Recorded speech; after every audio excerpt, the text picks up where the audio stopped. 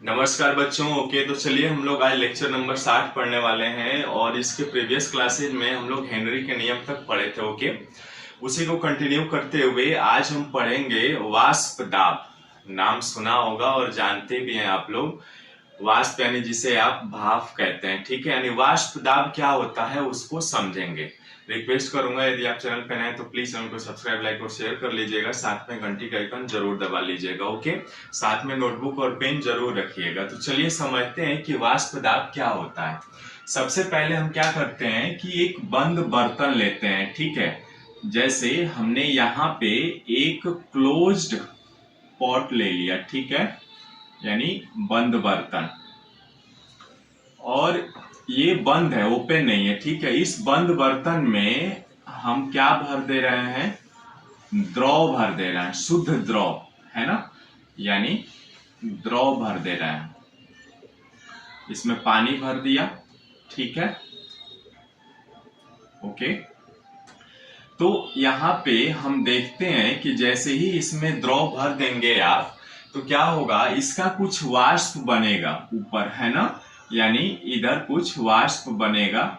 जो भी बने वाष्प, यानी जिसको आप भाप कहते हैं, ठीक है। वेपर भी कह सकते हैं इंग्लिश में, वेपर प्रेशर।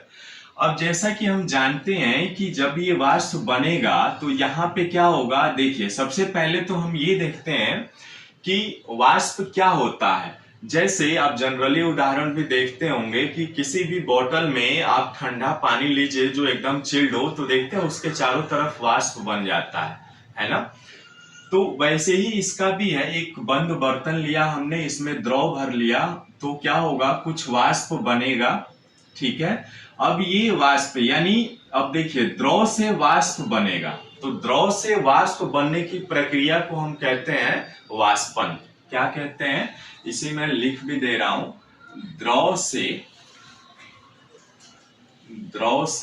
वाष्प, ठीक है, वाष्प बनने की प्रक्रिया को वाष्पन कहते हैं। क्या कहते हैं? वाष्पन। ये आप सभी पढ़ भी चुके होंगे पिछली कक्षाओं में। अब देखिए, यदि द्रव से वाष्प बना तो उसे हम वाष्पन कहते हैं। कुछ समय ऐसा भी आएगा कि वाष्प से द्रव भी बनेगा, तो उसे हम कहते हैं संघनन। यानी दूसरा पॉइंट क्या हो जाएगा, वाष्प से द्रव, है ना, द्रव बनने की प्रक्रिया को संघनन कहते हैं। संघनन कहते हैं, ठीक है। अब देखिए क्या होगा इसमें कि ये द्रव से वाष्प बनेगा, यानी हमने मान लिया कि द्रव से वाष्प बना, ठीक है। उसके बाद वाष्प से द्रव भी बनेगा। इसका मतलब ये हो रहा है कि एक परिस्थिति ऐसी आएगी जो द्रव से द्रव का जो वाष्प बनने की प्रक्रिया है, यानी द्रव के अणु वाष्प में बनेंगे, तो वो जब वाष्प बन करके उड़ेंगे तो उसका कुछ वेग होगा। मान लिया हमने इसका वेग v1 है, और धीरे धीरे जब ये v1 का वेग अधिक होगा तो कुछ समय पश्चात क्या होगा, वाष्प से द्रव भी बनेगा, तो वाष्प से द्रव बनकर गिरेंगे, तो इसका वेग हमने मान लिया v2 है, ठीक है। यानी v1 क्या होगा, शुरू में क्या होगा, v1 का मान जो होगा, यानी द्रव से वाष्प बनने की प्रक्रिया, यानी द्रव के अणु जल्दी जल्दी जाएंगे, यानी v1 का मान बड़ा होगा किससे, v2 से, है ना। लेकिन कुछ समय ऐसा भी आएगा कि जब v1 का मान बड़ा है v2 से, v1 क्या है, v1 जो है आपका वाष्पन वेग है, मान लेते हैं वाष्पन वेग, है ना। और v2 क्या है, v2 जो है वो संघनन वेग है ना।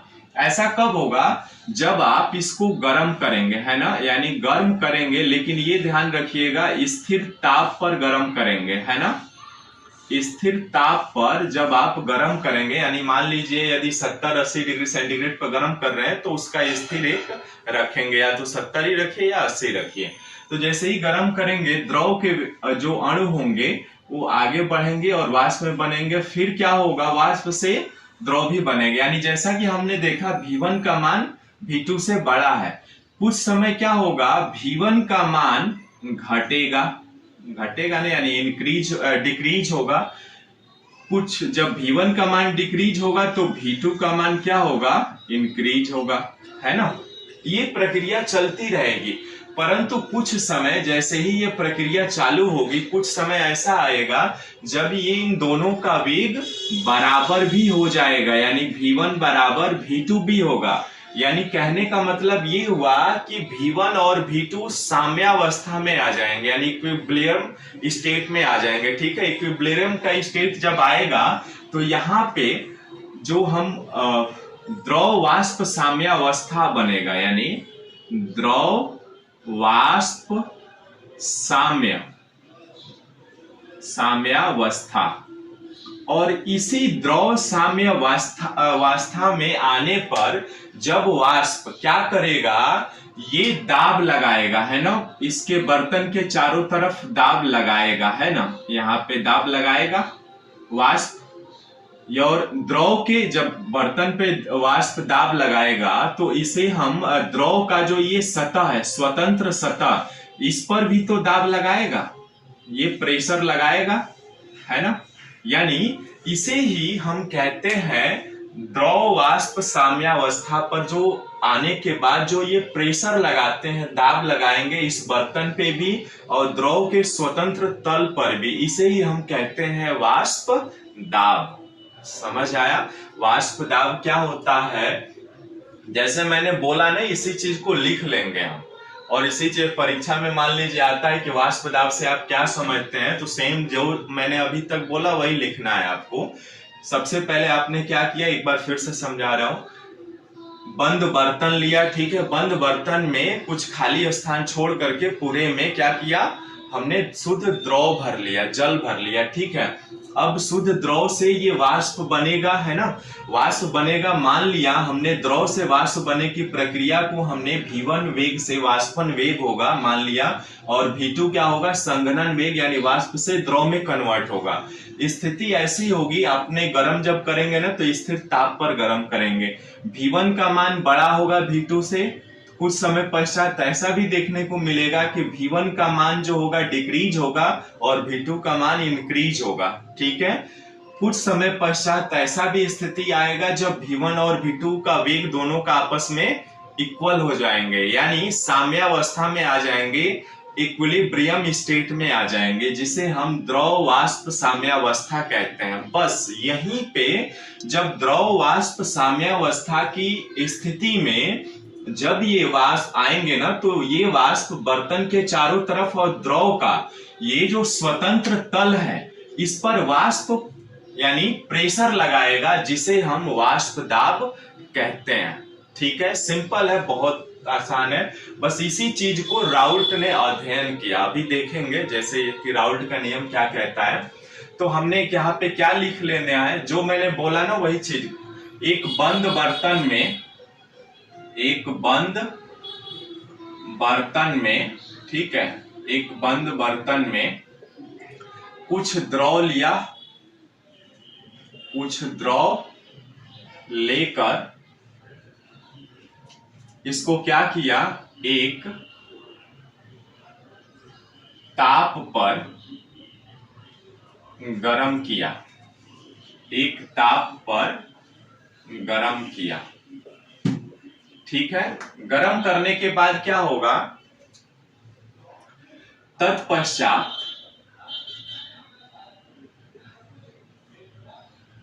वाष्पन वेग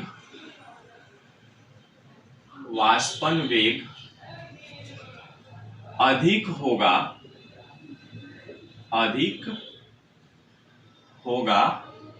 संघनन के वेग से, है ना, संघनन के वेग से, ठीक है। उसके बाद उसके बाद वाष्पन वेग,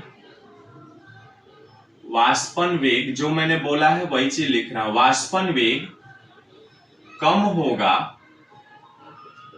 परंतु संघनन वेग, परंतु संघनन वेग अधिक होगा, अधिक होगा। ठीक है। कुछ समय पश्चात, कुछ समय पश्चात क्या होगा?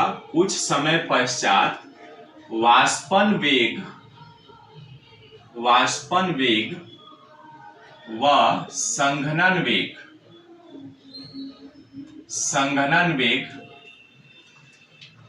आपस में बराबर हो जाएंगे, बराबर हो जाएंगे, जिसे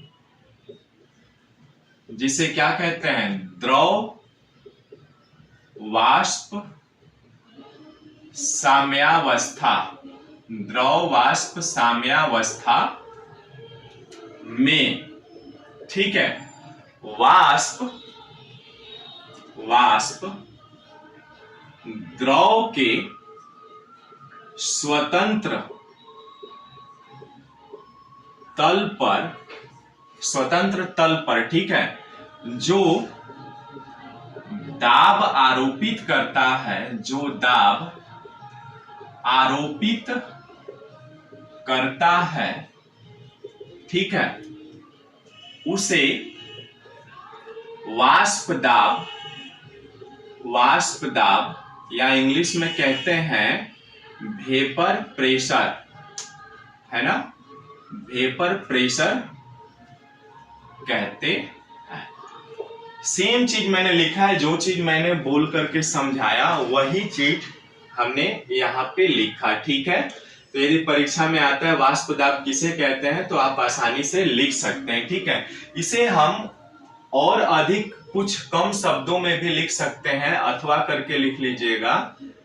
अथवा क्या हो जाएगा, इसी को यदि ये बड़ा लग रहा है तो छोटे में भी लिख सकते हैं। किसी ताप पर, किसी ताप पर, ठीक है, किसी भी टेम्परेचर पर यानी स्थिर ताप पर द्रव तथा उसकी वाष्प, द्रव तथा उसकी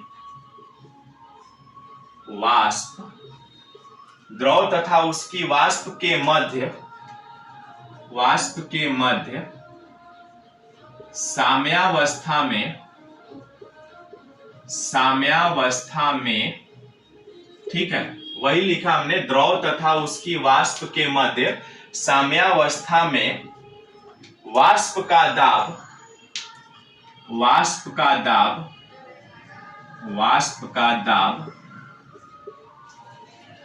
द्रव का वाष्प दाब कहलाता है, द्रव का वाष्प दाब कहलाता है।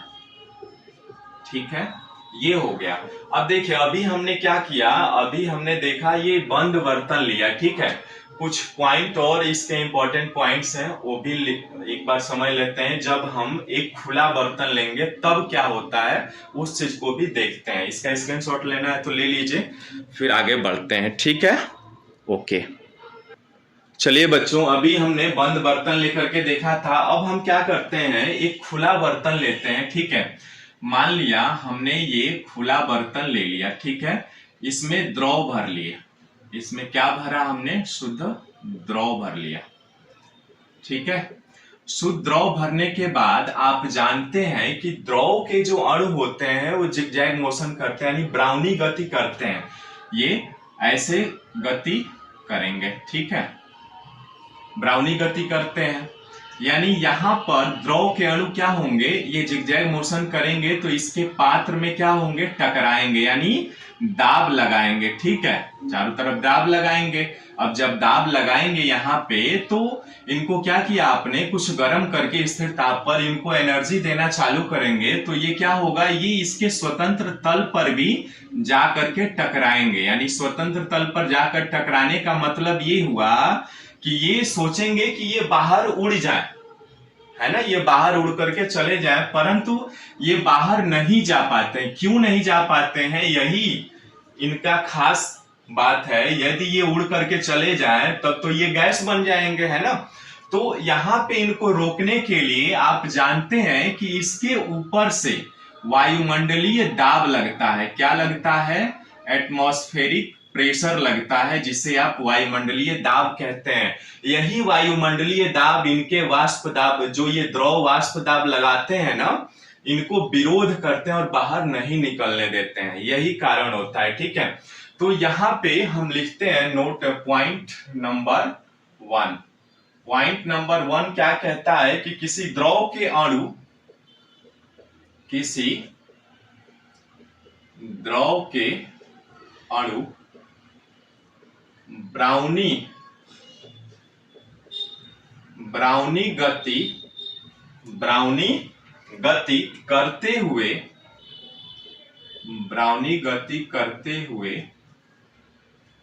वाष्प में बदलने के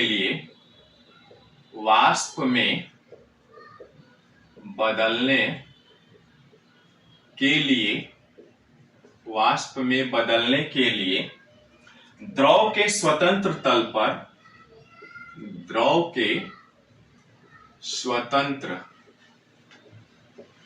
तल पर एक दाब आरोपित करती है ना, एक दाब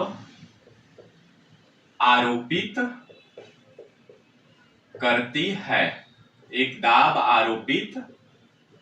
करती है। ठीक है, जिसे उस द्रव का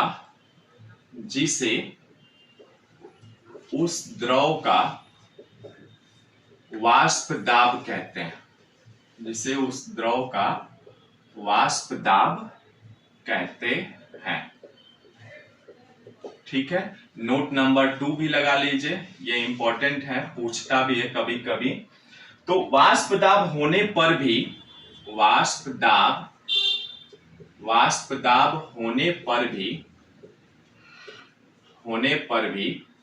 ठीक है, द्रव के अणु पूर्ण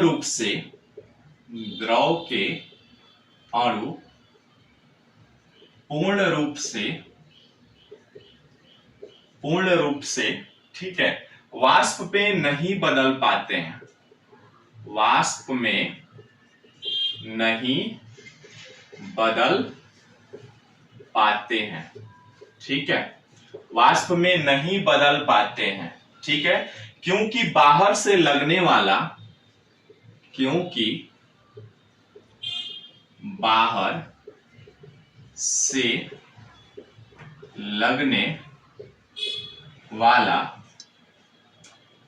वायुमंडलीय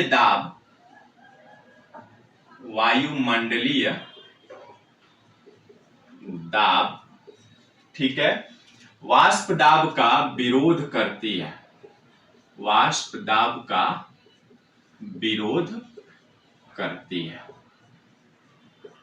ठीक है, तो ये रहा आपका वाष्प दाब क्या होता है। ठीक है, अब इसके बाद हम देखेंगे कि वाष्प दाब को प्रभावित करने वाले कारक कौन कौन से हैं, यानी वाष्प दाब किन किन बातों पर निर्भर करता है। ठीक है, मिलते हैं फिर नेक्स्ट वीडियो में एक नए कॉन्सेप्ट के साथ। तब तक bye bye, see you, thanks for watching this video, नमस्कार।